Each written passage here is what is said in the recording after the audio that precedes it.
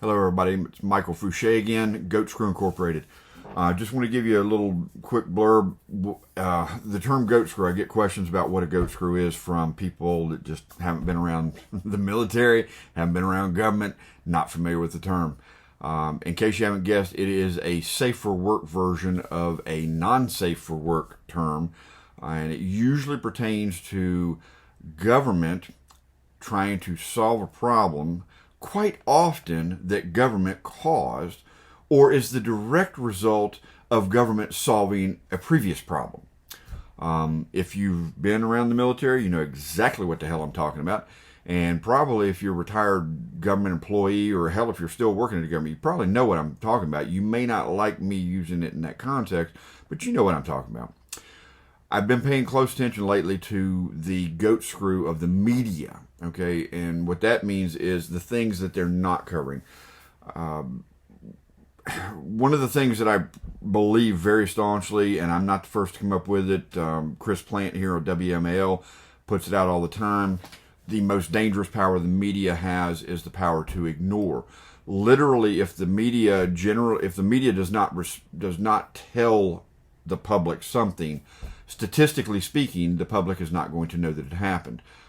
Perfect example, the Harris poll, maybe a month ago now, that 83% of Americans, not Republicans, not Democrats, Americans, did not know, did not realize, were not able to put a number to the fact that Joe Biden and his administration, according to government numbers, not me making it up, I'm not pulling this out of my ass, it's coming from Border Patrol. According to them, Joe Biden imported 2.5 million illegal aliens last year. We're in January 23, so I'm talking 22. And if you don't understand what I mean when I say imported, what I'm telling you is these were 2.5 million illegal aliens, use the right term, who shouldn't have been here. If we'd been doing the stay in or the remain in Mexico program, all asylum requests could have been processed. Under Title 42, you should have been screening and booting people back. If I need to have a COVID test to come back into the country, why in the ever-loving hell wouldn't Bob from Guadalajara need one, or more likely Bob from Sarajevo, or Bob from Haiti, who swam across the damn channel or the Gulf there? If I need a test, they need a test, or I don't need a test. Make up my freaking mind. And one of the really stories that's being missed right now is this entire thing of the classified documents in relation to the Biden household. Not the Biden administration, the Biden household. Because when Vice President Joe Biden lived at that house and was hanging out at that house, it wasn't the Biden administration, it was the Obama administration. And that means that the vice president did not have certain protections when it comes to the classified documents. We've now seen 3, maybe 4 weeks of very light-footed coverage of, and I mean light-footed and small volume of coverage of this story. And most of it is, well, and you can almost feel it. You're almost waiting for one of those people on CNN to turn around and say, well, you know, it's possible he has dementia and just doesn't remember all of it. I mean, you can feel the softening, the bubble wrap that they're trying to install around President Biden. The problem is, if we had a working free press who was actually interested in kind of steering the boat straight, regardless of who's in office, goring everybody's ox, things of that nature, if we had that, what would the story actually be? Now, and for those of you that aren't used to this kind of an exercise, it's one of those things where what you do to find out if the story is getting reasonable and fair coverage is you flip the story over. So you simply change the names. What if instead of Hunter and Joe Biden, the lead characters in this story were, I don't know, Donald Trump and Donald Trump Jr.? Imagine finding out, especially after Mar-a-Lago, right? We saw what the DOJ did with Mar-a-Lago. We saw them actually stage photographs using cover letters and stuff indicating classified documents, which we now know that the DOJ brought with them. They were not found on the floor, blah, blah, blah. And so they're staging these photographs to then provide to the press and the media to use as what they supposedly found on the floor at Mar-a-Lago.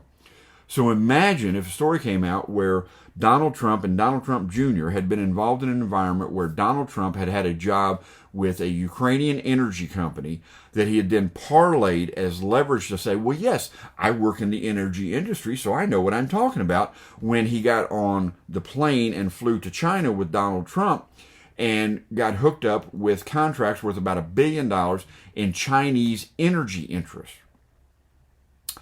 I'm pretty sure most Americans would know about those events, as opposed to what we've got going on right now, where most Americans don't have a freaking clue, A, that there are classified documents in play, B, that this is different and, in fact, much more likely to be criminal than anything to do with Mar-a-Lago was, because President Trump had different rights, capabilities, and authorities than Vice President Biden did. And B, that we're talking about a much higher classification and higher risk factor involved here as well, because I'm sorry, I have yet to see one person walk back that a quantity of the products that were collected, the documents that were collected, are considered to be TSSCI documents. And if you don't know the difference of that, Google it real quick and you'll figure it out. This means it's very specific stuff. And it's not even, okay, fine, if you've got a top secret clearance, theoretically, anything that's labeled top secret, it's okay for you to look at. If you're not read into the file on the TSSCI, you have no business being there. And quite honestly, you can get some serious buku trouble if somebody were to happen to catch you just thumbing through a folder. Even though you've got clearance level for it, you're not supposed to be in that folder. And to find out that we've got folders all over the house, out next to the Corvette, in the office over at Penn, which was in fact partially paid for by the Chinese, about $54 million that we're aware of at this point.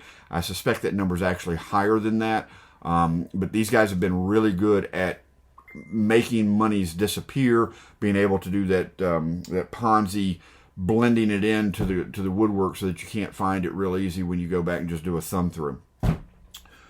You can bet your ass that would have been reported as DOJ investigating Donald Trump for providing classified documents and information to Ukrainian businessmen with interest in China.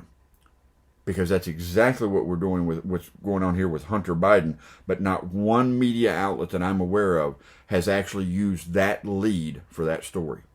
And the reason you need to understand that, and the reason you need to think about that is, I don't know how many of you out there are actually old enough to remember it was a shampoo. If you tell two friends, you use it, and then you tell two friends, then they tell two friends, then they tell two friends. Eventually, 1 million people are using that shampoo. It worked. It actually was a very good commercial. Early days of shaping things, but it worked. Very effective, and everybody recognized it, and it made an impact. We can do the same thing. On the right side of the aisle, we have this habit of bitching about coverage, but we don't learn how to utilize the coverage. What I'm trying to bring you is a nugget. I'm a self-employed businessman. I've been fortunate enough to do some networking events. I've even worked with a coach once or twice. The objective is, anytime you walk into, from a professional standpoint, anytime you walk into a room, A, you never know who's in a room until you're inside the room, and B, you don't leave the room until you have a nugget. And all a nugget is something that makes your life better, right? You're borrowing information, borrowing systems, borrowing whatever the hell it is that's going on in that conversation, in that room, even if it's a business card, even if it's a phone number. Well, I did that and it didn't work worth a damn, so I wouldn't recommend you doing it. The old buy plastics, right? That's a nugget. Find something out of that conversation, that room, that environment that you can take and utilize and magnify. What I'm trying to do is bring you that lead. That's how that story actually should be framed. And there's a reason they call it framing the story. There's a reason it's called the narrative. You're getting the narrative from the narrator, who the hell is the narrator on mainstream media? It's who the hell the $1 million pretty face is that's telling you the story. Learn to reframe the story, because you are also a narrator, especially in your social media, your day-to-day around your family, around your coworkers, whatever else it is. Learn to reframe the story. When they start talking, well, there's no big deal. It's just Biden, and he was just renting the house to Hunter, and it's his son. I mean, it's not like he's going to screw his own father. Dude, really? That never happens. Ask the Menendez brothers. The point is, you need to be prepared to turn around and say, well, wait a minute, whoa. You do realize that Hunter Biden worked for a company. I don't give a damn if it's a no-show contract. I don't care the fact that it was $1 million they were paying him for the Biden name. What I'm telling you are the facts. He was employed by a Ukrainian business interest. That employment was leveraged for contracts in China for further additional energy interest worth about $1 billion in the contracts. Go back and check the, I can't think of the other business guy's name now, but that's his Uncle Jim and all these other guys are working on $1 billion contracts here. That would not be acceptable in any other environment if you said, well, Bob and Sue or George and Jane, whatever else it is. Now, just because you made it dad and son does not make it safe, does not make it understandable, does not make it acceptable. It is a violation of, I don't know, I don't even play a lawyer on TV, and I bet you give me 10 minutes with a damn law book, and I could come up with a couple of hundred charges for both of them, okay? And that's just based on what I've got from common information that's out there. I don't know anything. I don't have any connections to anybody. Nobody called me up and said, oh, Mike, you're not going to believe what the hell we found today. Yeah, I know a couple guys in the FBI. Yeah, I know a couple guys in DOJ. Trust me, they ain't calling me with this crap information, okay? I'm talking about just general public knowledge. I guarantee you that I could start a list of, I don't know, give them 50 felony charges per, just right off the top of my head. So you're the one that is the narrator in your universe. I'm trying to help reframe the story. You can then take that reframed version, and I'm blatant about it. Hell yes, I reframed it, because I think you need to know that what the mainstream media is telling you is a soft sell. I showed you the actual danger of the reality of what this is. I want to know if my vice president was using his son as a bag man for the Biden crime family via TSSCI documentation to get his hands on, big guy gets 10%, to get his hands on $1 billion worth of contracts. Don't you think that as an American citizen, as an American consumer, as an American voter, that you should know that? Dude, if that's what Trump did, I damn sure would want to know it. And I'm betting that, if you're not a big fan of Trump, I'm betting you'd want to know it too. Well, I'm not a big damn fan of Biden. And I've got reasons, because I've been around the entire 50 freaking years that this Peckerwood has been up here. And I know that he's got a 47-year history of failure before supposedly 81 million idiots elected him. I want to know if he's bought and paid for. I do, and I think you do too. And so I hope you can take these nuggets out and you can reframe that story for your friends and family, and we can start doing this thing where I tell two friends, they tell two friends, they tell two friends, and we get to 24, November 24, and we can shake the earth. All right, boys and girls, there's your nugget. Be safe.